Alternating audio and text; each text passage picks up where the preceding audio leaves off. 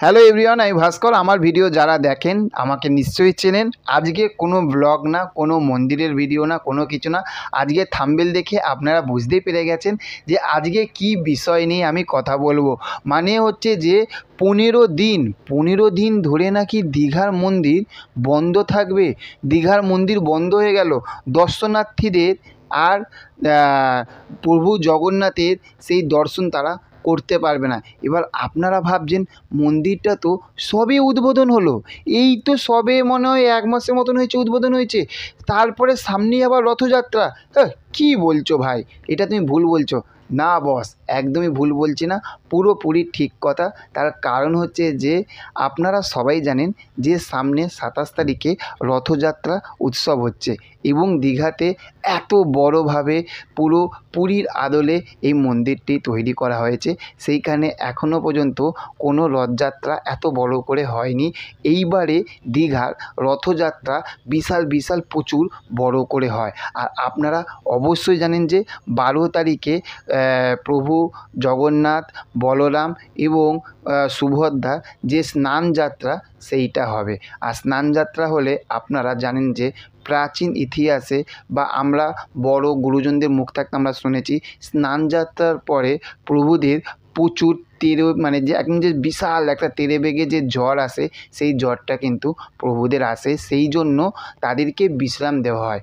সেই জন্যই হচ্ছে যে এই যে দীঘার যে মন্দিরটি যেটা উদ্বোধন হয়েছিল এবং সেটা স্নানযাত্রার পর থাকতে পুরোপুরি দীঘার মন্দিরটি বন্ধ থাকিবে। তার কারণ হচ্ছে যে তাদের প্রভুদের যে জ্বর আসবে, সেই জ্বরের সময় তারা কোনো দর্শন দেবে না, তারা একান্তে থাকবে। সেই জন্য দীঘার মন্দির বন্ধ থাকছে। এবং 16 তারিখে একটি পুজো হবে। পুজোর পর থাকতেই তারপরে 27 তারিখে 26 তারিখে হবে, 27 তারিখে সেখান থাকতে রথযাত্রা হবে। এবং আমরা এটাও শুনতে পাচ্ছি যে এই রথযাত্রাটি প্রচুর মানে বিশাল বড় করে, এবং সেই রথযাত্রায় প্রচুর চমক থাকবে। আর দীঘা মানেই চমক, তাহলে বুঝতে পারছেন তো যে এইবারে দীঘার রথযাত্রা কী হচ্ছে। ওই জন্য হচ্ছে যে এই কটা দিন পুরী মানে দীঘার যে জগন্নাথ ধাম, সেই জগন্নাথ ধাম কিন্তু বন্ধ থাকবে।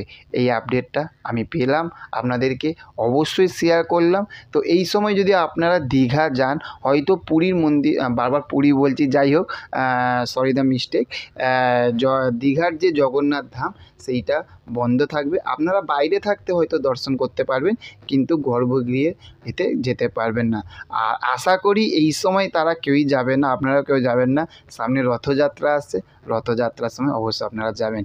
আর খুব তাড়াতাড়ি নতুন একটি জগন্নাথ মন্দিরে আমরা আপনাদের কাছে ভিডিও উপস্থাপনা করব, সেই সব নতুন ভিডিও আপনাদের কাছে নিয়ে আসছি। ভালো থাকবেন, দেখা হচ্ছে পরবর্তী ভিডিওতে। চ্যানেলে যদি নতুন হয়ে থাকেন চ্যানেলটাকে সাবস্ক্রাইব করে পাশে থাকবেন। Okay, thank you, have a nice day, tata, bye by.